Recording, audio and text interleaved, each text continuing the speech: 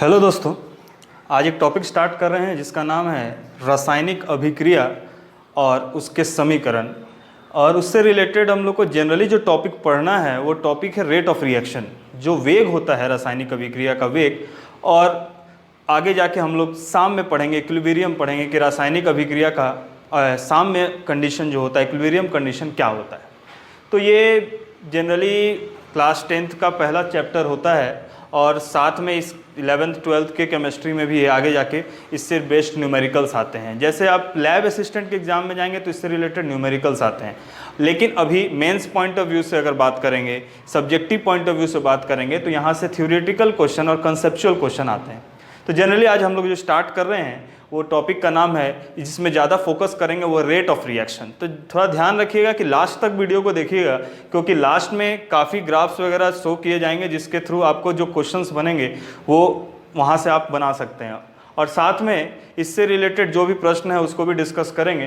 तो थोड़ा बेसिक से चलते हैं कि ये होता क्या है। तो हमारा जो मेन है वो है केमिकल रिएक्शंस।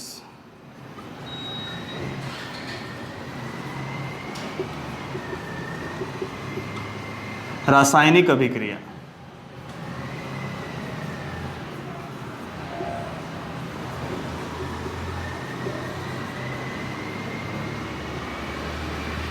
चलिए, तो सबसे पहले इसमें आता है कि रासायनिक अभिक्रिया क्या होता है। तो उसके पहले समझते हैं कि दो प्रकार के परिवर्तन होते हैं।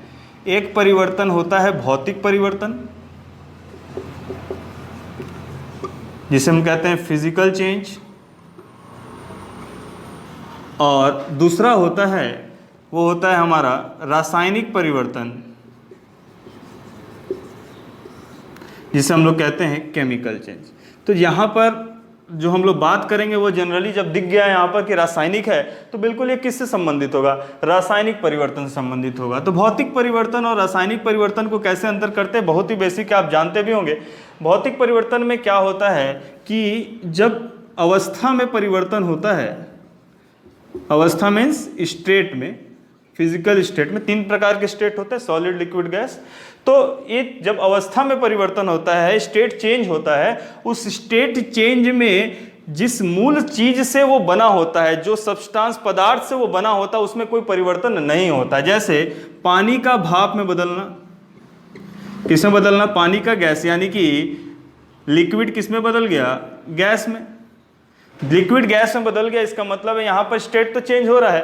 तो स्टेट चेंज हो रहा है, लेकिन वापस से अगर इसको हम ठंडा करेंगे तो ये वापस से कंडेंसेट होके कहाँ पहुँच जाएगा, ये वापस किस में पहुँच जाएगा, लिक्विड स्टेट में। यानी कि अभी भी वो किस से बना हुआ है, तो लिक्विड मान लीजिए H2O है, तो अभी भी वापस वो किस में बन जाएगा, H2O में। इस तरह के जो चेंजेस हो रहे हैं जिसमें उसके मूल संरचना में बदलाव नहीं होता है, उसे हम क्या कहते हैं, फिजिकल चेंज।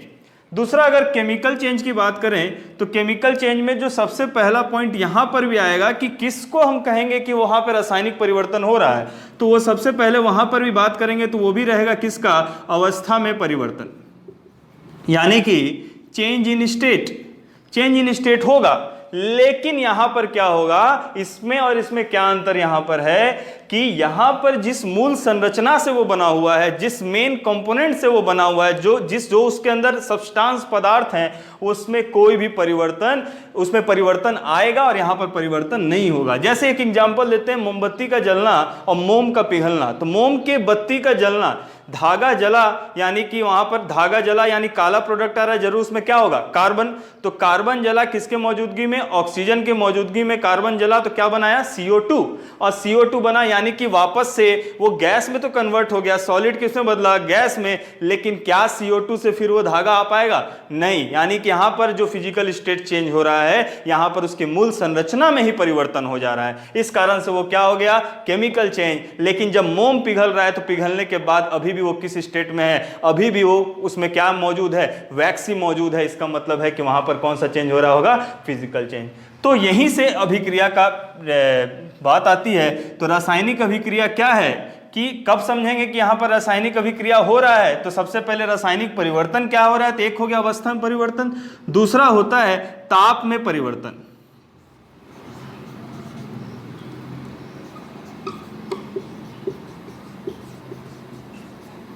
ताप में परिवर्तन यानी कि चेंज इन टेम्परेचर, ये भी होगा तो हम लोग क्या कह सकते हैं, यहाँ पर क्या हो रहा है, केमिकल चेंज। जैसे चूना को पानी में डालते हैं तुरंत उबलने लगता है, स्टेट तो चेंज होता ही है, तो सॉलिड लिक्विड में बदल जाता है, तो उस समय भी क्या हो रहा है, टेम्परेचर चेंज हो जा रहा है, तो वो कैसा चेंज है, केमिकल चेंज। तीसरा होता है रंग में परिवर्तन।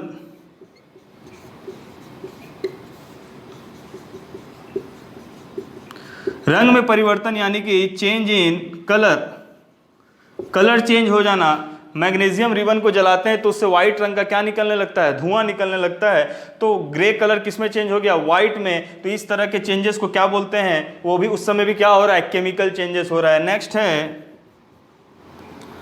गैस का उत्सर्जन,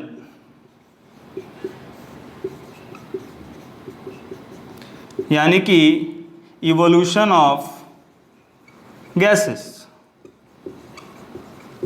गैस का यहाँ पर क्या हो रहा है, इवोल्यूशन हो रहा है। तो ये जितने चीज दिख रहा है आपको, इसमें अगर कोई परिवर्तन आ रहा है तो हम समझेंगे कि वहाँ पर कौन सा परिवर्तन हो रहा है, रासायनिक परिवर्तन। यानी कि रासायनिक अभिक्रिया किसके लिए होगा, कि रासायनिक अभिक्रिया वह क्रिया जहाँ पर क्या हो रहा है, हमारे अवस्था यानी में परिवर्तन हो सकता है, ताप में परिवर्तन हो सकता है, रंग में, यानी कि इस तरह के जो रासायनिक परिवर्तन होते हैं तो उसको हम क्या कहेंगे, रासायनिक अभिक्रिया। क्या कहेंगे, रासायनिक अभिक्रिया। और एक डेफिनेशन बना कि इन एनी सब्सटेंस और in any process in which two or more than two substance, और यहाँ कह सकते हैं compound, combines to form one, two or more than two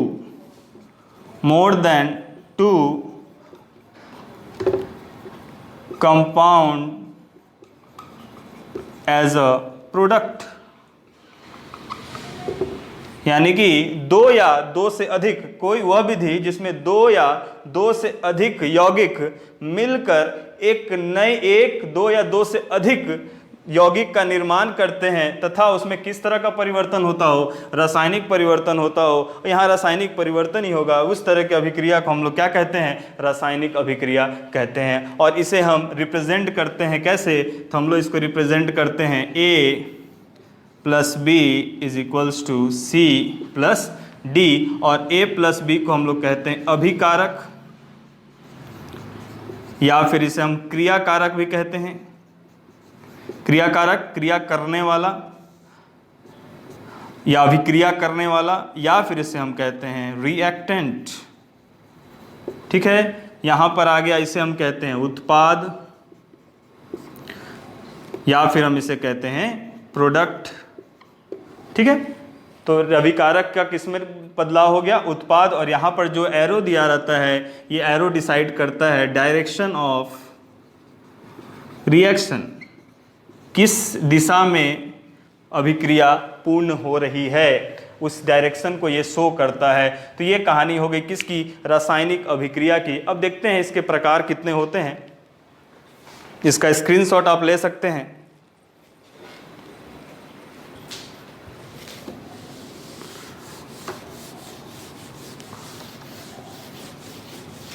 next है कि रासायनिक अभिक्रिया के, जनरली ये क्लास 9th का है, लेकिन फिर भी बस हम लोग केवल ओवरव्यू देखेंगे, क्योंकि हमको मेन मकसद पहुंचने का है रेट ऑफ रिएक्शन में। तो उसको बेसिक्स में देखते हैं कि यहाँ बात कर रहे हैं हम लोग प्रकार की, तो इसके कितने प्रकार होते हैं उसको जल्दी से समझ लेते हैं। तो सबसे पहला प्रकार जो होता है उसे हम लोग कहते हैं संयोजन अभिक्रिया, कॉम्बिनेशन रिएक्शन। कॉम्बिनेशन रिएक्शन क्या होता है, नाम है संयोजन, मिलना। दो या, डेफिनेशन सेम रहेगा, दो या दो से अधिक पदार्थ मिलकर एक से अधिक या उससे अधिक पदार्थ का निर्माण करें, मिलकर एक पदार्थ का निर्माण करें, तो उसे हम क्या कहेंगे, संयोजन अभिक्रिया, ए बी मिलकर क्या मिलाया, सी, जैसे C प्लस O2 क्या बनाया, CO2। तो हम लोग इसके सबस्क्रिप्ट में यहाँ लिखते हैं सॉलिड, ये हो गया गैस और ये क्या हो गया, गैस। दूसरा अभिक्रिया है वियोजन अभिक्रिया। वियोजन यानी कि डिकम्पोजिशन रिएक्शन।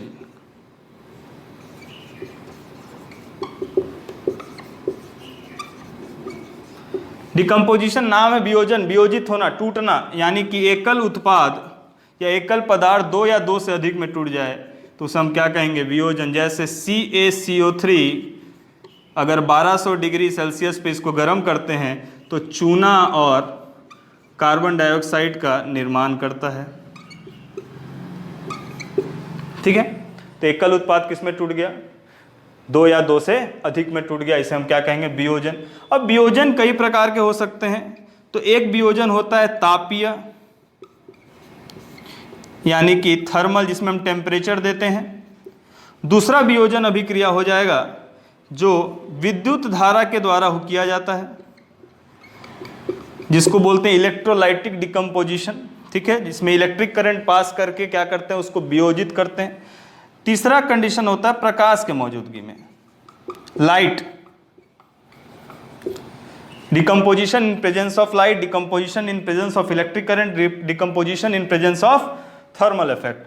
तो इसका एग्जाम्पल हो जाता है, थर्मल का तो ऊपर दिख गया, विद्युत धारा का होता है 2H2O2, 2H2 और क्या, O2, यानी कि पानी में से अगर हाइड्रोजन और ऑक्सीजन को निकालना होगा तो उसमें क्या पास करेंगे, इलेक्ट्रोड्स के थ्रू करंट पास करेंगे। तो ये हो गया रिएक्शन। प्रकाश के मौजूदगी में जितने भी सिल्वर के यौगिक होते हैं, AgBr, AgCl, AgI, ये सारे क्या होते हैं, सनलाइट के मौजूदगी में Ag प्लस Br में क्या होते हैं, टूट जाते हैं, ठीक है, सिल्वर और ब्रोमाइड में टूट जाते हैं। तो ये तीन प्रकार के डिकम्पोजिशन होते हैं। नेक्स्ट है विस्थापन अभिक्रिया।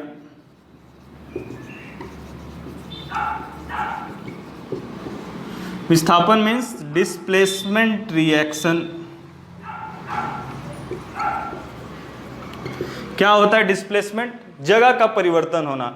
जो ज्यादा अभिक्रियाशील होगा, जो ज्यादा अभिक्रियाशील होगा वो उसको छोड़कर जो कम अभिक्रियाशील से जुड़ा होगा ज्यादा अभिक्रियाशील के साथ जाकर जुड़ जाएगा। जैसे A plus BC is equals to AC plus B। तो यहां देखिए अगर C किससे जुड़ा हुआ है, B से, तो ये आयन है जैसे प्लस माइनस, तो C क्या हो गया, C B से जुड़ा है। अगर B A से कम अभिक्रियाशील होगा, यानी कि A is more reactive than B, then क्या होगा कि B छोड़कर किधर आ जाएगा, C B को छोड़कर किधर पहुंच जाएगा, A के पास। तो ये हो गया हमारा नया रिएक्शन, इसे हम क्या कहते हैं, विस्थापन अभिक्रिया। Fe plus CuSO4। तो इसके लिए कैसे पता चलेगा कि कौन ज़्यादा रिएक्टिव है कौन कम रिएक्टिव है, उसके लिए एक अच्छा कोड है, याद रखेंगे उसको। करीना ने कार मांगी, अल्टो जैन फरारी, सुनकर पटौदी ने है कल्टी मारी। मारी मतलब मरकरी, ठीक है। करीना ने कार मांगी, अल्टो जैन फरारी, सुनकर पटौदी ने है कल्टी मारी। अच्छा गाना है, इसको याद कर सकते हैं आप। तो के से क्या हो गया, potassium, sodium, calcium, magnesium, aluminium, zinc, iron, lead, tin, lead, hydrogen, copper, और ये क्या है, मरकरी। फिर गोल्ड प्लेटिनम और सिल्वर गोल्ड प्लेटिनम। तो ये हो गया हमारे पास क्या है, रिएक्टिविटी सीरीज, यानी कि नीचे से ऊपर जाएंगे तो रिएक्टिविटी क्या होगी, बढ़ेगी। तो आप इसमें देखिए Fe ज्यादा रिएक्टिव है किससे, Cu से, तो ऑफकोर्स क्या होगा, SO4 Cu को छोड़कर किसके पास चला जाएगा, Fe के पास, और क्या बना लेगा, FeSO4 प्लस C। तो इसी को हम क्या कहते हैं, विस्थापन अभिक्रिया, ठीक है। नेक्स्ट देखते हैं। नेक्स्ट अभिक्रिया है द्विविस्थापन अभिक्रिया।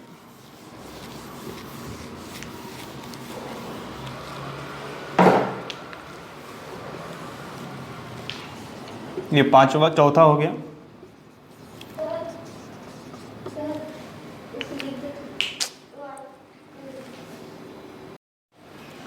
चलिए नेक्स्ट है द्विविस्थापन अभिक्रिया।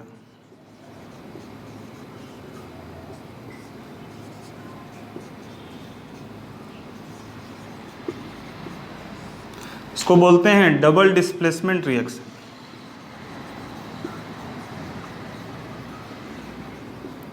इसमें आयन का एक्सचेंज होता है, आयन का अदला बदली होता है। जैसे AB plus BC is equals to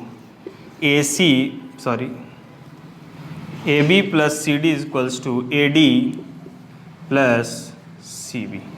A plus B minus plus minus plus minus plus minus. तो ये अपने आयन को बदल कर दूसरे में क्या हो जाते हैं, वो चले जाते हैं। जैसे NaOH sodium hydroxide plus H2SO4, ये बेस है, ये जनरली एसिड है, ठीक है। तो जब एसिड बेस तभी रिएक्ट होते हैं यहाँ पर, और क्या बनाते हैं, हम पढ़े हैं एसिड बेस, पढ़ेंगे आगे जाके। वैसे एसिड बेस क्या है, जो सॉल्ट का निर्माण करते हैं कंबाइंड होकर। तो NaOH का देखिए क्या बन जाएगा, Na2SO4 सोडियम सल्फेट, और H2 के साथ मिलकर यहाँ क्या बना लेगा, तो ये बन गया हमारा क्या, सोडियम सल्फेट, और ये क्या हो गया, वाटर। यानी ये क्या है, एक सॉल्ट है, और ये क्या है, वाटर है। तो ये कहानी रही किसकी, जब सॉलिड के बेस किसके साथ रिएक्ट करता है। तो इसी को क्या कहते हैं हम लोग, देखिए एक्सचेंज हो गया तो इसे हम क्या कहेंगे, द्विविस्थापन अभिक्रिया। नेक्स्ट जो अभिक्रिया है वो है रेडॉक्स रिएक्शन। इसको आप नोट कर सकते हैं। वैसे नेक्स्ट अभिक्रिया है वो क्या है, रेडॉक्स रिएक्शन।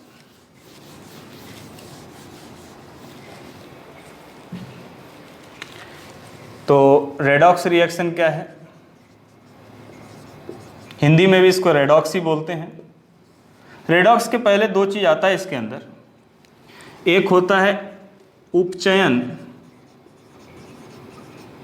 और दूसरा होता है अपचयन, यानी कि ऑक्सीडेशन और रिडक्शन। तो इसके लिए रूल्स हैं, उसके रूल्स को समझिए, आसान से हो जाएगा। फिर पहला, नाम है ऑक्सीडेशन, यानी कि जरूर क्या है, इसमें ऑक्सीजन का रोल है। तो इसमें एडिशन ऑफ ऑक्सीजन, सबसे पहले इसमें क्या होगा, एडिशन ऑफ ऑक्सीजन। दूसरा, यानी कि किसी भी कंपाउंड में ऑक्सीजन अगर ऐड होगा तो वहां पर क्या हो रहा होगा, उपचयन हो रहा होगा। या फिर रिमूवल ऑफ हाइड्रोजन, या फिर तो ऑक्सीजन का जुड़ना, या फिर हाइड्रोजन का हार्स होना, ये क्या होगा। या फिर लॉस ऑफ इलेक्ट्रॉन, या तो इलेक्ट्रॉन का क्या होना, लूज होना। जब भी इलेक्ट्रॉन लूज होगा तो याद रखना प्लस बनाएगा। जैसे सोडियम का अगर इलेक्ट्रॉन लूज करता है तो सोडियम क्या बनाएगा, प्लस। गेन करेगा तो क्या बनाएगा, माइनस। तो अगर कहीं पर क्या हो रहा होगा, प्लस हो रहा होगा, तो क्या होगा, आपका उपचयन हो रहा होगा। इसी का उल्टा, यहां एडिशन ऑक्सीजन हो रहा है तो यहां पर हो जाएगा एडिशन ऑफ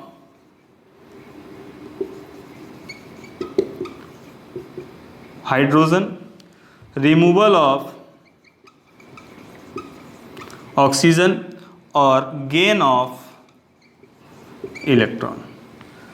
तो यहां पर उल्टा, हाइड्रोजन का जुड़ना, ऑक्सीजन का हार्स होना या कम होना, या फिर इलेक्ट्रॉन में बढ़ोतरी। इलेक्ट्रॉन जब बढ़ेगा, जैसे क्लोरीन में एक इलेक्ट्रॉन आया तो क्या बनाया, क्लोरीन माइनस, तो माइनस होगा। तो इस तरह के जो टाइप हैं उसको क्या कहते हैं, उपचयन और अपचयन। वह रासायनिक अभिक्रिया जिसमें एक ही बार में किसी अभिकारक के साथ उपचयन हो और दूसरे के साथ क्या हो, अपचयन हो, तो उसे हम क्या कहते हैं, इन दोनों जहां पर होंगे, इन दोनों का समूह को ही क्या कहते हैं, रेडॉक्स रिएक्शन। जैसे CuO plus H2, Cu plus H2O, CuO plus H2 क्या बनाया, CuO प्लस H2O, ठीक है। अब देखिए यहाँ पर CO के साथ यहाँ पर ऑक्सीजन है, तो ये ऑक्सीजन यहाँ पर क्या हो रहा है, लॉस हो रहा है। यानी कि Cu से क्या बना, CO, तो ऑक्सीजन क्या हो गया, लॉस। और जब ऑक्सीजन लॉस होता है तो क्या बनाता है दी, loss of removal of oxygen क्या है, अपचयन। तो यहाँ पर क्या हो रहा होगा, अपचयन। और हाइड्रोजन में ऑक्सीजन क्या हो रहा है, ऐड, तो ये क्या हो गया, उपचयन। ठीक है, तो जहां पर दोनों होता है उस अभिक्रिया को क्या कहते हैं, रेडॉक्स अभिक्रिया। याद रखिएगा, जैसे Al2+ है और ये बनता है मान लीजिए Al3+।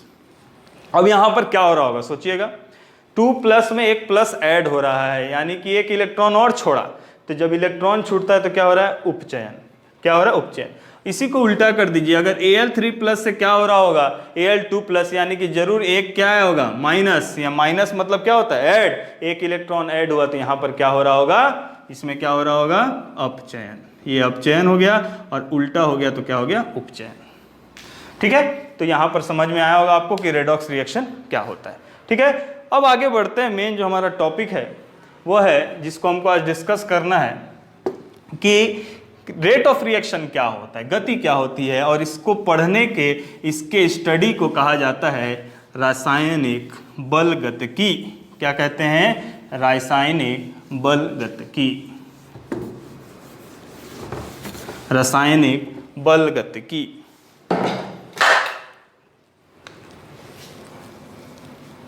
तो नेक्स्ट है चैप्टर जिसका नाम है केमिकल काइनेमेटिक्स, रासायनिक बल गतिकी। यानी कि अब हम बात करेंगे यहाँ पर कि रासायनिक जो अभिक्रियाएं हो रही हैं उसकी गति क्या होगी। यानी कि गति का मतलब क्या हुआ यहाँ पर, कि जैसे मान लीजिए कि एक रिएक्शन A+B=C+D, इसे हम क्या कहते हैं, अभिकारक या क्रियाकारक या रिएक्टेंट, और इसे हम कहते हैं उत्पाद या फिर प्रोडक्ट। ठीक है, तो अभिकारक से उत्पाद बनने में, अभिकारक से उत्पाद बनने में जो समय लगता है उसे ही हम क्या कहते हैं, कि उसी कहते हैं क्रिया की गति, या फिर वेग भी कह सकते हैं, या फिर रेट ऑफ रिएक्शन। तो 3 वर्ड है इसके लिए, यानी कि the time required to convert reactant into a product is known as the rate of reaction। अभिकारक से उत्पाद में परिवर्तन होने में लगने वाला समय किसी भी क्रिया का वेग कहलाता है, क्रिया का वेग कहलाता है। और क्रिया का वेग को समझने के लिए अब क्रिया का वेग को जानना पड़ेगा। तो क्रिया का वेग क्या होता है उसको समझिए। तो सबसे पहले ग्राफ बनाते हैं, उसको समझिए आप। अब मेरे को एक चीज बताइए कि यहां पर कन्वर्जन हो रहा है किसका, अभिकारक का, किसमें, उत्पाद में। तो इसमें क्या परिवर्तन हो रहा होगा, तो इसमें एक वर्ड आता है जिसका नाम है सांद्रता, कंसंट्रेशन। अब ये कंसंट्रेशन किस कीड़े का नाम है जी, सांद्रता क्या है, तो किसी भी, अब सांद्रता किस चीज का हो सकता है, तो जितने भी उत्पाद हैं या अभिकारक उसका सांद्रता, किसी भी कंपाउंड का सांद्रता या एलिमेंट का सांद्रता। तो इसको समझने के लिए सांद्रता क्या होता है, इसका डेफिनेशन ये होता है कि मान लीजिए कि 1 लीटर में का पानी है, कितना है, 1 लीटर का पानी है, और इसमें हम 10 ग्राम चीनी डालते हैं। 1 लीटर का पानी में कितना डालते हैं, 10 ग्राम। तो पानी क्या क्या कहलाया, विलायक। पानी क्या हो गया, विलायक। और उसमें जो विलायक मीन्स क्या हो जाता है हमारे पास, सॉल्वेंट। और उसके बाद उसमें हम चीनी डाल रहे हैं, चीनी क्या हो गया, विलय, जिसे हम सॉल्यूट बोलते हैं। तो विलय, मान लीजिए 1 लीटर विलायक में ग्राम प्रति कण, क्या बोलेंगे, ग्राम प्रति कण को मिलाने में, ग्राम प्रति कण को मिलाना ही क्या कहलाता है, यहाँ पर उसके सांद्रता को दर्शाता है। अगर 10 ग्राम की जगह 1 किलो चीनी डालेंगे तो उसकी सांद्रता क्या होगी, बढ़ जाएगी। उसके बाद अगर और बढ़ाते जाएंगे तो जितना ज़्यादा हम उस विलायक में विलय को डालते जाएंगे उतना ही उसकी सांद्रता क्या होगी, बढ़ते जाएगी। इसी सांद्रता के हिसाब से HCl जैसे एसिड होता है, उसमें हम जितना ज़्यादा हाइड्रोजन की मात्रा होते जाती है उससे उसकी कंसंट्रेशन, सांद्रता बढ़ते जाती है, किसकी, HCl की, तो हाइड्रोजन रिलेटेड एसिड की। तो ये इसी तरह को क्या बोलते हैं, सांद्रता। सांद्रता क्या है, the amount of solute, amount of solute. तो अमाउंट किसी भी चीज में पदार्थों के कण को किस में नापते हैं, तो पदार्थों के कण को हम नापते हैं मोल में। तो मोल बोले या फिर ग्राम कण बोले, ठीक है, the amount of the number of moles, the amount of moles in 1 litre of solvent defines the concentration of any substance. तो यहां से सांद्रता आपको समझ में आई होगी कि सांद्रता क्या होती है। तो सांद्रता क्या होती है, सांद्रता किसी भी एलिमेंट के मोलों की संख्या को क्या बोलते हैं, सांद्रता कहते हैं। तो इसका डेफिनेशन हो गया, विलायक के 1 लीटर में ग्राम कण या ग्राम अणुओं की संख्या को क्या कहते हैं, सांद्रता। ठीक है, द नंबर ऑफ, इसी ग्राम अणु बोले या फिर इसी को क्या कह सकते हैं, mole. The number of gram molecules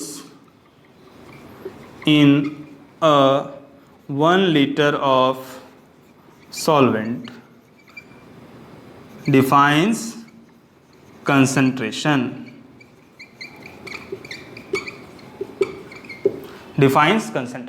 ठीक है। तो इसी सांद्रता, अब ये सांद्रता कैसे परिवर्तन होती है समझिए। तो अगर शुरू में बात करें, मान लीजिए ग्राफ में नीचे में हम लोग लिखते हैं कि ये समय है, ठीक है, समय के हिसाब से सारा काम होता है। तो मान लीजिए क्या है, समय है, और यहां पर लिखते हैं सांद्रता, ठीक है, यानी कंसंट्रेशन। ये क्या है, कंसंट्रेशन, और ये क्या है, टाइम। अब एक चीज देखिए कि शुरू में अभिकारक जब अभिक्रिया नहीं किया रहेगा तो ये मूल स्थान पर रहेगा, यानी इसकी सांद्रता सबसे क्या होगी, अधिक होगी। जब जीरो टाइम पे सब चीज इसके पास अवेलेबल, अभी कुछ कन्वर्ट ही नहीं हुआ, तो सांद्रता क्या होगी, सबसे अधिक। लेकिन धीरे धीरे ये क्या हो रहा है, अभिकारक से किसमें बदला, उत्पाद, यानी अभिकारक की सांद्रता धीरे धीरे क्या होगी, कंसंट्रेशन क्या होगी, कम होगी। तो इसका ग्राफ कैसे जाएगा, ग्राफ गया, ये ग्राफ चला गया, ठीक है, ये ग्राफ शो किया।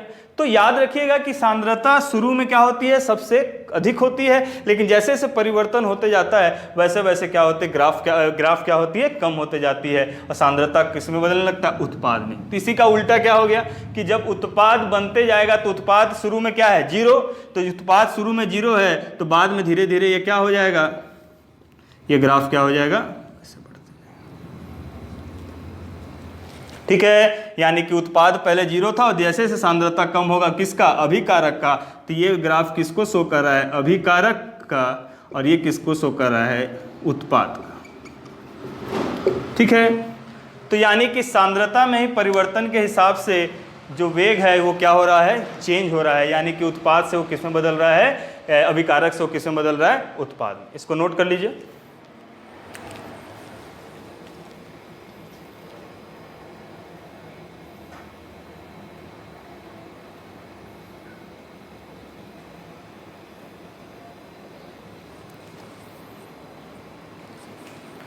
ठीक है,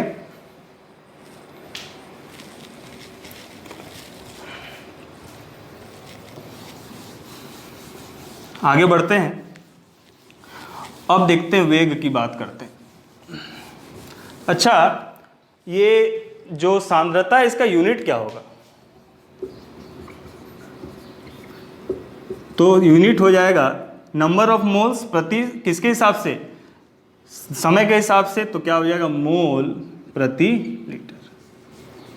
इसका यूनिट क्या हो जाएगा, मोल। मोल किसका है, नंबर ऑफ मोल्स, और लीटर, 1 लीटर किसका है, सॉल्वेंट का। तो मोल प्रति लीटर इसका यूनिट हो जाएगा। इसको मोल एल मानते हैं वेग में। वेग क्या होता है, किसी भी अभिकारक में, किसी भी क्रिया में अभिकारक के सांद्रता का परिवर्तन होना, अभिकारक के सांद्रता में क्या होना, परिवर्तन होना किसी समय अंतराल के अंदर, उसे हम क्या कहलाते हैं, वेग। तो वेग क्या हो गया, किसी अभिक्रिया में, अभिक्रिया के सांद्रता में परिवर्तन किसी परिवर्तन किसी समय अंतराल में या समय पर किसको दर्शाता है? वेग को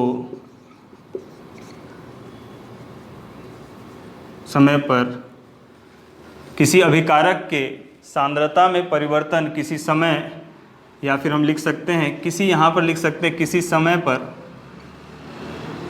अभिक्रिया के सांद्रता में परिवर्तन ही क्या कहलाता है? परिवर्तन ही वेग कहलाता है। The rate of change of concentration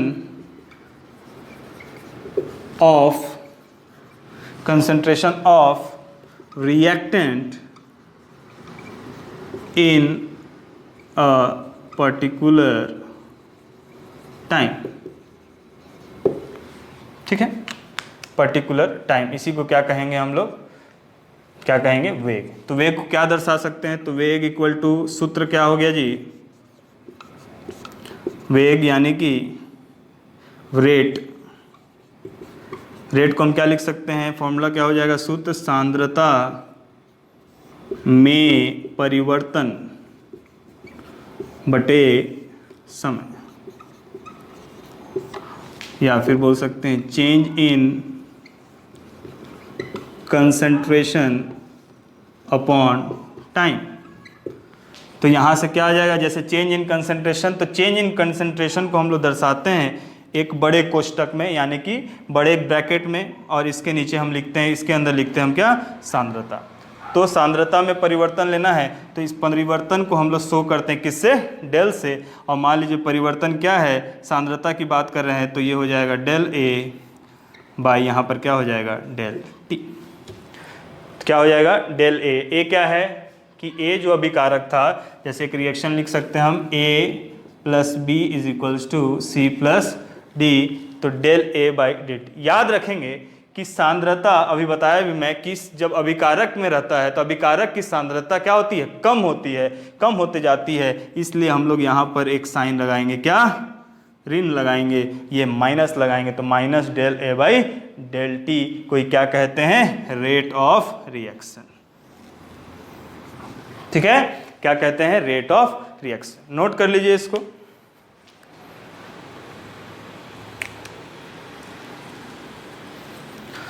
चलिए आगे बढ़ते हैं। तो आप उस ग्राफ को फिर से बना लीजिए। ग्राफ बहुत इंपॉर्टेंट है, आपको एग्जाम में इस ग्राफ को बनाना है। ये ग्राफ बहुत इंपॉर्टेंट है। तो ये हो गया हमारा क्या? सांद्रता, और ये क्या हो गया? समय। सांद्रता मीन्स कंसंट्रेशन, टी, ये मान लीजिए एक्स है। तो अभिकारक के लिए क्या होगा? ये गिरेगा, तो ये ए प्लस बी के लिए है, और ये बढ़ेगा, तो ये क्या हो गया? सी प्लस डी के लिए।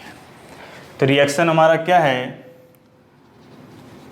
ए plus B is equals to C plus D.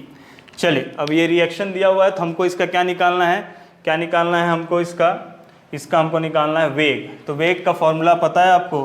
तो वेग इक्वल टू क्या हो जाएगा? रेट इक्वल टू क्या हो जाएगा? Minus del A by del T. किसके लिए? ए का। ए का जो परिवर्तन हो रहा है सांद्रता में, तो ए का रेट कैसे निकाल जाएंगे? Del A by del T is equals to, अगर बी के रिस्पेक्ट में निकालेंगे तो क्या आ जाएगा? Del minus del B by del T. Minus क्यों लगा रहे हैं जी? माइनस इसलिए लगा रहे हैं क्योंकि अभिकारक क्या हो रहा है? कम हो रहा है।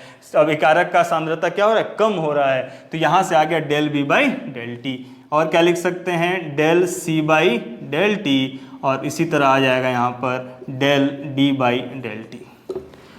याद रखिएगा, सबके रेस्पेक्ट में ए का कन्वर्जन एक पर्टिकुलर टाइम पे, अगर टाइम सेम होगा तो सबका वेग जो होगा, कन्वर्जन, सांद्रता में परिवर्तन, सब क्या होंगे? अंत में बराबर होंगे। और यहाँ पर माइनस क्यों दिया गया है? क्योंकि ये कम हो रहा है। और इधर प्लस क्यों है? क्योंकि उत्पाद का समय के हिसाब से सांद्रता क्या होता है? बढ़ता है।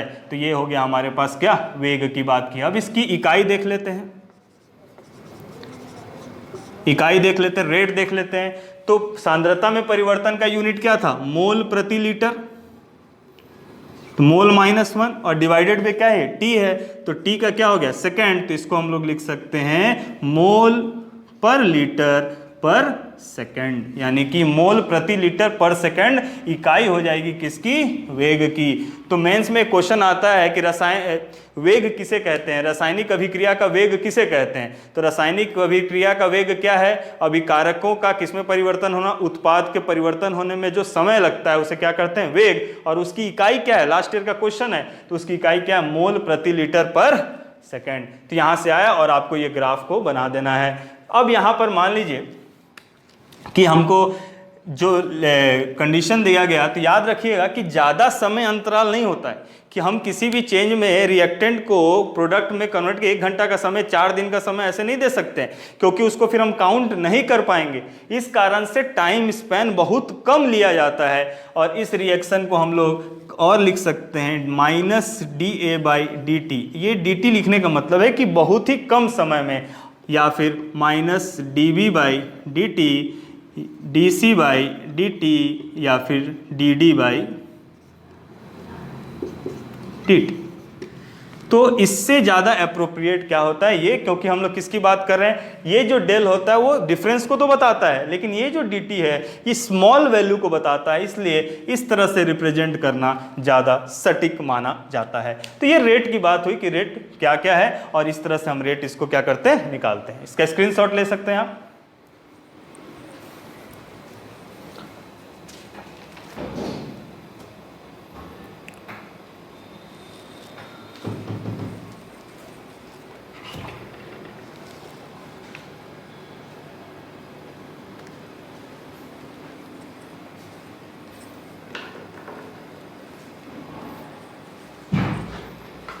चलिए आगे बढ़ते हैं। अब देखते हैं कि कौन कौन से कारक प्रभावित करते हैं किसको? रेट ऑफ रिएक्शन को।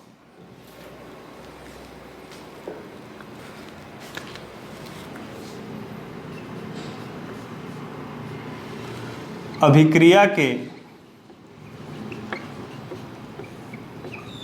दर को प्रभावित करने वाले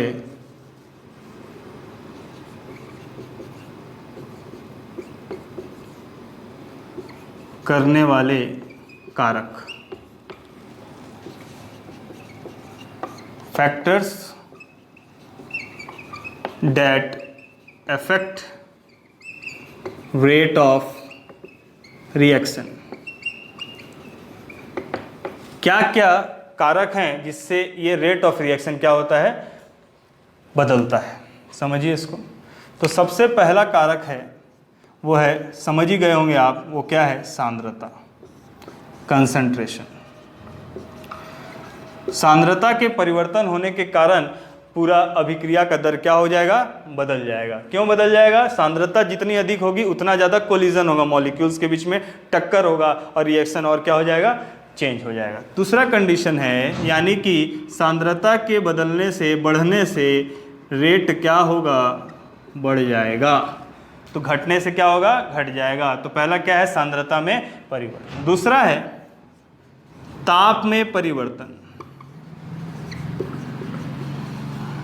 ताप में परिवर्तन, टेम्परेचर में क्या चेंजेस आएंगे जिससे क्या होगा? रेट चेंज हो जाएगा।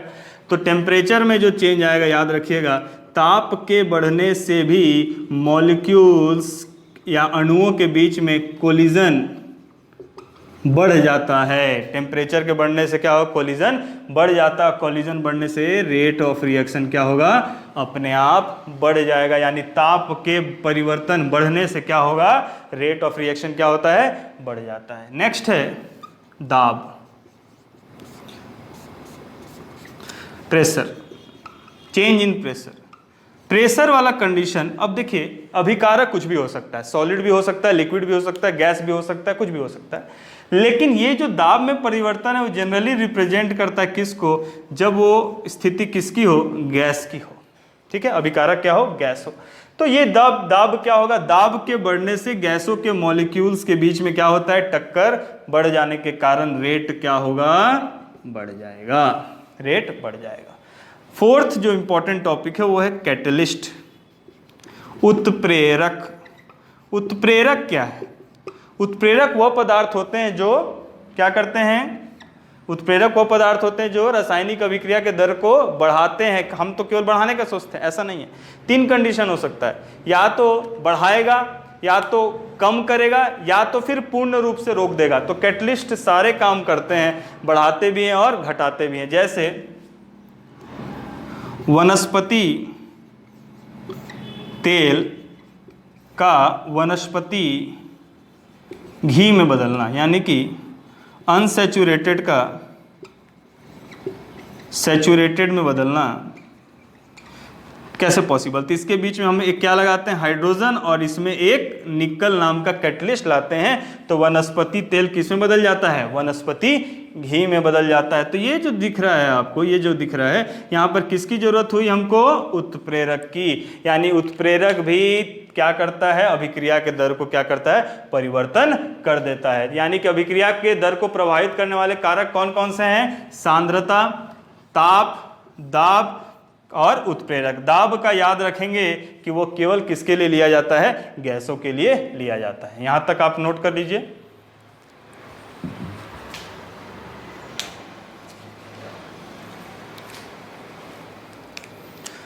चलिए आगे बढ़ते हैं। नेक्स्ट है प्रकार, अभिक्रिया के प्रकार।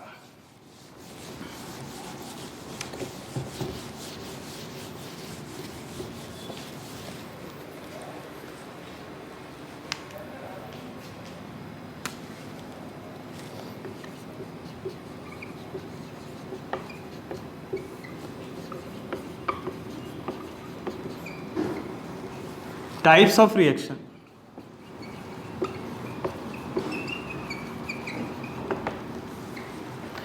तो ये 3 प्रकार के होते हैं। अभी जो हम लोग पढ़े शुरू में अभिक्रिया के प्रकार देखे, ये दूसरे टाइप का वेग के आधार पर है। जनरली किसके आधार पर है, वेग के। तो ये 3 प्रकार के होते हैं। एक होता है तीव्र, यानी कि फास्ट रिएक्शन। दूसरा होता है मंद अभिक्रिया, और तीसरा होता है मध्यम अभिक्रिया।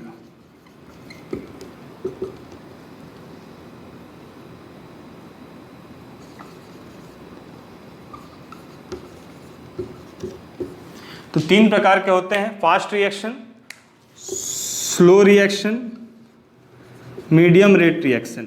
Medium rate reaction. तो फास्ट, मंद, इन सब में क्या डिफरेंस है उसको समझिए। तो तीव्र में जनरली जो कन्वर्जन रेट होगा, कन्वर्जन रेट यानी कि अभिकारक से उत्पाद में परिवर्तन होने में जो समय होगा वो 10⁻⁻6 सेकेंड होगा। 10 के घात ऋण 6, यानी 10⁻⁻, तो उसे हम क्या कहेंगे, तीव्र। यानी कि तुरंत किए और तुरंत प्रोसेस हो गया। ठीक है, तुरंत किए और तुरंत क्या हो गया, प्रोसेस हो गया। तो इस तरह के जो अभिक्रिया होते हैं उसे हम क्या कहते हैं, तीव्र रासायनिक अभिक्रिया। क्या कहते हैं इसे हम, तीव्र रासायनिक अभिक्रिया। तो इसका रिएक्शन लिख सकते हैं हम लोग कि AgNO3 का NaCl के साथ रिएक्शन, सिल्वर नाइट्रेट का NaCl के साथ रिएक्शन। तो जनरली ये आयनिक अभिक्रियाओं के लिए होता है। तो जनरली ये किसके लिए होता है, आयनिक। आयनिक मतलब क्या होता है जी, आयनिक मतलब ये होता है जब आयनों का क्या होता है, अदला बदली होता है। तो यहाँ पर ये क्या बना लेगा, AgCl, सिल्वर क्लोराइड, और क्या बना लेगा, NaNO3। तो ये जो रिएक्शन है वो क्या है, बहुत ही कम समय में होता है, इसलिए इसको हम लोग क्या बोलते हैं, तीव्रजनक तीव्र क्या, फास्ट रिएक्शन, या फिर हम क्या कहेंगे, तीव्र रासायनिक अभिक्रिया। तीव्र रासायनिक अभिक्रिया। आते हैं अब किस पे, मंद। मंद अभिक्रिया यानी कि इसमें कई कंडीशन हो सकते हैं। मंद अभिक्रिया होता है जो काफ़ी समय लगे, तो आधा घंटा भी लग सकता है, एक दिन भी लग सकता है, एक साल भी लग सकता है, काफ़ी समय लग सकता है इसमें क्या होने में, अभिक्रिया होने में। यानी कि यहाँ पर जो कन्वर्जन रेट होगा वो एक दिन भी हो सकता है, एक घंटा भी हो सकता है, एक दिन भी हो सकता है, एक महीना भी हो सकता है, एक साल भी हो सकता है। यानी कि कोई भी प्रोसेस होने में जो ज़्यादा समय लगता है उसे हम क्या कहेंगे, मंद, यानी कि स्लो केमिकल रिएक्शन। इसका एग्जाम्पल है rusting of iron. Rusting of iron, rusting of iron मतलब क्या होता है, आयरन का संक्षारण होना या फिर रस्टिंग लगना, जंग लगना। तो लोहे में जंग, आप ऐसे ही लोहा का सामान लाते हो तुरंत उस पर जंग नहीं लग जाता, काफ़ी समय लगता है उसमें क्या होने में, जंग लगने में। तो यहाँ पर क्या होता है, जो आयरन होता है वो एटमॉस्फेयर में ऑक्सीजन की मौजूदगी में कंबाइंड होकर Fe2O3 बनाता है। ठीक है, ये जो Fe2O3 है और इसमें साथ में मॉइस्चर भी ऐड होता है। H2O क्या है, मॉइस्चर। तो Fe2O3 और साथ में क्या निकल गया, तो ये जो दिख रहा है आपको क्या, ये Fe+O2 क्या बनाया, आयरन ऑक्साइड जो है, इसी को हम लोग क्या बोलते हैं, रस्ट। क्या बोलते हैं, तो दो वर्ड होते हैं, रस्टिंग और एक होता है कोरोजन। ठीक है, जंग लगना, और एक क्या होता है, संक्षारण। तो जंग जनरली किस में लगता है, मानते हैं हम उसको बताते हैं आयरन के लिए, और बाकी सबके लिए क्या बोलते हैं, संक्षारण। तो इसे हम क्या कहेंगे, मंद रासायनिक अभिक्रिया। अब आते हैं किसमें, मध्य। मध्य में क्या होता है कि लगभग आधा घंटा का समय लगेगा, या फिर थोड़ा समय, आधा घंटा के हिसाब से हाफ एन आवर, या फिर इन दोनों के बीच में। तो इसका कितना है, 10⁻⁻⁶, और इसका मान लीजिए एक दिन है, आधा घंटा है, तो यानी उसके बीच में। तो 10⁻³ से कम समय से अधिक, किससे, यहाँ कितना था, 10⁻⁻⁶, यानी 10⁻³ सेकेंड से अधिक समय, या फिर और मंद से कम समय के बीच में जो क्रिया होती है उसे हम क्या कहते हैं, मध्यम अभिक्रिया। क्या कहते हैं उसको, मध्यम अभिक्रिया। यानी कि ना ज़्यादा कम समय लगेगा, ना इससे क्या होगा, ज़्यादा अधिक समय लगेगा। तो जहाँ दोनों के मध्य जो क्रियाएं होती हैं उसे हम क्या कहते हैं, मध्यम अभिक्रिया। क्या कहते हैं उसका, मध्यम अभिक्रिया। इसका एग्जाम्पल लिख सकते हैं ईस्टर का, CH3 ईस्टर जो होता है वो किस में बदलता है, मिथाइल अल्कोहल और साथ में एसिटिक एसिड। ठीक है, ईस्टर किस में बदल जाता है, मिथाइल अल्कोहल और एसिटिक एसिड में बदल जाता है। तो ये जो रिएक्शन होता है उसे हम क्या कहते हैं, मध्यम अभिक्रिया। ठीक है, तो ईस्टर का किस में बदल जाना, मिथाइल अल्कोहल में बदल जाना, ये कैसा रिएक्शन है, मध्यम अभिक्रिया। चलिए, तो ये थे 3 प्रकार के, तीव्र अभिक्रिया, मंद अभिक्रिया और क्या, मध्यम अभिक्रिया। तो ये 3 प्रकार के याद रखिएगा, कन्वर्जन रेट, इसी को आपको लिखना है एग्जाम में। तो ये है टाइप्स ऑफ रिएक्शन। अब आते हैं नेक्स्ट जो टॉपिक है वो आ रहा है रासायनिक साम्य। किसकी बात करते हैं, रासायनिक साम्य।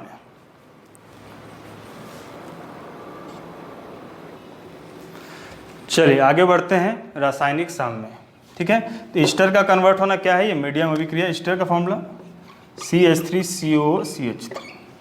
चलिए आगे बढ़ते हैं। तो रासायनिक साम्य में कि पहले हमको एक चीज़ समझना पड़ेगा, 2 टाइप के रिएक्शन होते हैं, एक होता है रिवर्सिबल और दूसरा होता है इरिवर्सिबल। ठीक है, उत्क्रमणीय, अनुत्क्रमणीय। ठीक है, रिवर्सिबल रिएक्शन और क्या है, इरिवर्सिबल रिएक्शन। ठीक है, 2 प्रकार के हैं। नाम में क्या लिखा हुआ है, नाम में लिखा हुआ हमारा क्या, रिवर्सिबल। रिवर्सिबल मतलब क्या होता है, रिवर्सिबल मतलब जो रिएक्शंस चेंज हो जाए। तो इसमें क्या है, रिवर्सिबल में क्या होता है कि अभिकारक यानी कि रिएक्टेंट किस में बदलेगा, उत्पाद में, और कुछ समय बाद वापस उत्पाद किस में बदल जाएगा, अभिकारक में। जब क्रिया इस प्रकार की होगी, यानी कि अग्र भी होगा और पश्च भी होगा, यानी कि फॉरवर्ड रिएक्शन भी होगा और रिवर्स रिएक्शन भी होगा। तो ये जब दोनों होंगे उसे हम क्या कहेंगे, रिवर्सिबल रिएक्शन। ठीक है, क्या बोलेंगे, रिवर्सिबल। इसमें क्या होगा कि अभिकारक का एक बार जब उत्पाद में परिवर्तन हो जाए तो वापस उत्पाद अभिकारक में बदलता नहीं है। यानी कि when once reactant is converted into product, then product cannot be converted into reactant in any instant. किसी भी समय अंतराल में भी ये बदलेगा नहीं, उसे हम क्या कहेंगे, अनुत्क्रमणीय। ठीक है, दूसरा पॉइंट देखते हैं, इसको शो कैसे करते हैं। जैसे A प्लस बी, एक हो गया अग्र यानी कि फॉरवर्ड और एक हो गया रिवर्स, तो ये क्या किस में बदल गया, C प्लस डी में, C प्लस डी में। इसी तरह यहाँ पर ये रिएक्शन तो है ही, A प्लस बी किस में बदल गया, C प्लस डी। ठीक है, तो इसको हम लोग क्या बोलेंगे, अनुत्क्रमणीय। ठीक है, तो A प्लस डी बी किस में बदल गया, C प्लस डी में, तो उसे हम क्या कहेंगे आपको, अनुत्क्रमणीय। ठीक है, एग्जाम्पल देखिए, CaCO3 को अगर 1200 डिग्री में बदलते हैं तो क्या बनेगा, CaO प्लस CO2।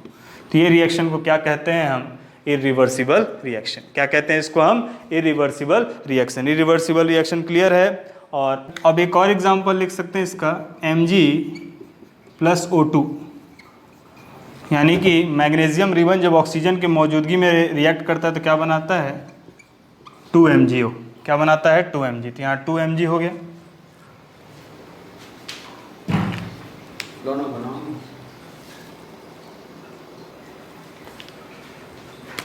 तो यहाँ पर क्या हो रहा है, यहाँ पर जो रिएक्शन है वो रिवर्ट नहीं हो सकता। अगर इसका एग्जांपल देखें तो PCl5 को अगर हीट करते हैं फॉस्फोरस क्लोराइड को, तो ये PCl3 प्लस क्लोरीन में चेंज हो जाता है। वापस से अगर इसको ठंडा करेंगे, ये हीट किए, अगर इसको वापस से इसको ठंडा करेंगे तो ठंडा करेंगे, कूल करेंगे, तो ये वापस से क्या हो जाएगा, PCl5 में चेंज हो जाएगा। थर्ड पॉइंट है कि इरिवर्सिबल रिएक्शन में क्या होता है कि जो रिएक्टेंट होता है वो पूर्ण रूप से कन्वर्ट हो जाता है किसमें, प्रोडक्ट में। और यहाँ पर रिएक्टेंट जो होता है वो पूर्ण रूप से प्रोडक्ट में कन्वर्ट नहीं होता है।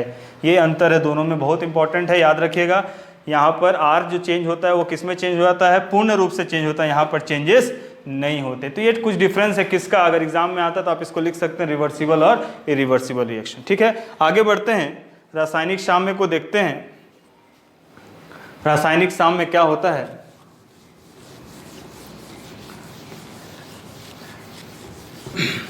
तो जनरली जो रासायनिक साम्य वाला जो कंडीशन है वो कंडीशन क्या था, हम लोग एक ग्राफ बनाए थे, उसको ध्यान दीजिए।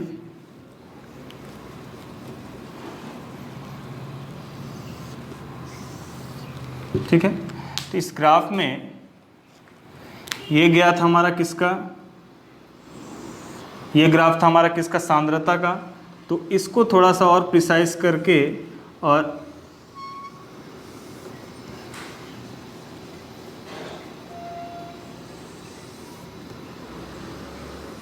बना लेते हैं इस तरह से, या फिर इसको और दिखा सकते हैं तो आप ऊपर भी दिखा सकते हैं, कोई दिक्कत नहीं है उसमें। तो ये जो कंडीशन है उसको समझिए, ये क्या था हमारा समय और ये क्या हमारा था, सांद्रता। ठीक है, तो ये वाला है A प्लस बी के लिए और ये क्या है, C प्लस डी के।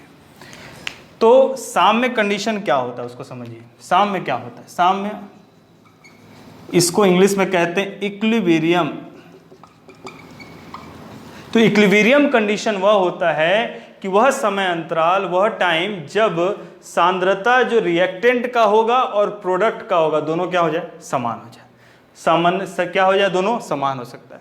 ये कब होगा, ध्यान रखिए। तो ये तभी पॉसिबल है जब रिएक्शन क्या होगा, रिवर्सिबल होगा, तभी हो सकता है। नहीं तो अगर प्रोडक्ट में चेंज हो रहा है तो हमेशा कंटिन्यूअस कंसंट्रेशन किसका, रिएक्टेंट का, तो हमेशा कम हो रहा है। लेकिन यहाँ पर कंडीशन क्या हो रहा है कि रिवर्सिबल रिएक्शन में कंटेंट क्या हो रहा है, ये पूर्ण रूप से इसमें चेंज हो जाएगा तो फिर नहीं होगा। लेकिन यहाँ पर जब रिवर्सिबल में क्या होगा कि जब वो दोनों आपस में कन्वर्ट होंगे तो उसमें एक कंडीशन आएगा जब दोनों का टाइम, एक पर्टिकुलर टाइम आएगा जिस टाइम पे दोनों की सांद्रता क्या हो जाएगी, समान हो जाएगी। तो ये इस कंडीशन को क्या कहते हैं हम लोग, क्या कहते हैं, साम्य।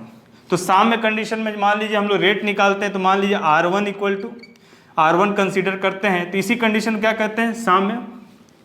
तो R1 क्या हो सकता है, R1 रेट ऑफ रिएक्शन किसके लिए, कन्वर्ट होने के लिए रिएक्टेंट में। तो रिएक्टेंट के लिए क्या हो गया, मान लीजिए तो R समानुपाती हो जाएगा किसके लिए, A और इंटू B। दोनों के प्रोडक्ट के हिसाब से रेट क्या हो जाएगा, समानुपाती हो जाएगा। अभी हम लोग किस कंडीशन की बात करें, इक्विलिब्रियम कंडीशन पे। दूसरा ये अग्र के लिए हो गया, यानी कि ये वाला रिएक्शन ये अग्र है, ये C+D ये क्या है, पश्च।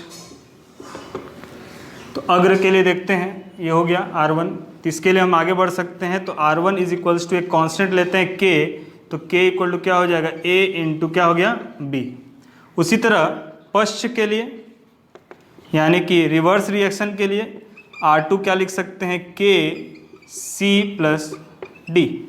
अब एक चीज़ है कि मान लीजिए कि अगर रिएक्शन है A+B इक्वल टू C+D और यहाँ पर वैल्यू है N1 और यहाँ पर लिख सकते हैं N2B, N3C, N4C, तब उस समय ये मोलर मास है इसका। अब यहाँ पर आ जाए तो इसको हम लिख सकते हैं, यहाँ पर ये हो गया N1, ये हो गया N2, ये हो गया N3 और ये हो गया N4। अब नियम है रिवर्सिबल रिएक्शन इस प्रोसेस के लिए कि R1 जो होना चाहिए वो R2 के बराबर होना चाहिए। तो इसके हिसाब से क्या हो गया, R1 R2 के हिसाब से, तो यहाँ पर लिख देंगे R1 इक्वल टू क्या, A to the power N1 B to the power N2 divided by C to the power N3 और D to the power N4। ये हो गया R1। अब यहाँ से हिसाब से R1 बाई R2 हो गया और R1 बाई R2 के हिसाब से हम यहाँ से सॉल्व करेंगे, दोनों इक्वल किए तो यहाँ पर आ गया क्या, K1 बाई K2। अब K1 बाई K2 की जगह हम क्या लिख सकते हैं, K, और इसको बोलते हैं स्थिरांक या फिर proportionality constant. K equal to हो जाएगा A N1 B N2 C to the power N3 और D to the power N4। तो ये कंडीशन मिल गया हमको किसका, साम्य का कांस्टेंट निकालने के लिए। अब यहाँ पर आ गया कंडीशन, यहाँ तक तो क्लियर है। अब आगे देखते हैं कि इसके लिए कुछ कुछ क्या होते हैं, रूल्स होते हैं, या फिर हम इसका क्या यूनिट हो सकता है। तो इसका यूनिट निकालते हैं पहले। चलिए अब एक थोड़ा रूल्स देख लेते हैं कि रूल्स क्या होते हैं, या फिर लक्षण, रूल्स नहीं कह के लक्षण कह सकते हैं। किसका लक्षण या प्रॉपर्टी, साम्य का क्या क्या प्रॉपर्टी होता है। पहला कि वो रिवर्सिबल कंडीशन होना चाहिए,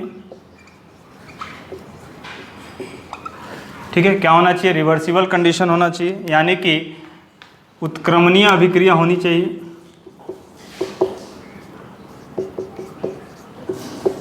ठीक है। दूसरा कंडीशन देख सकते हैं कि यहाँ पर क्या होना चाहिए, और दूसरा कंडीशन हम देख सकते हैं कि यहाँ पर क्या हो सकता है,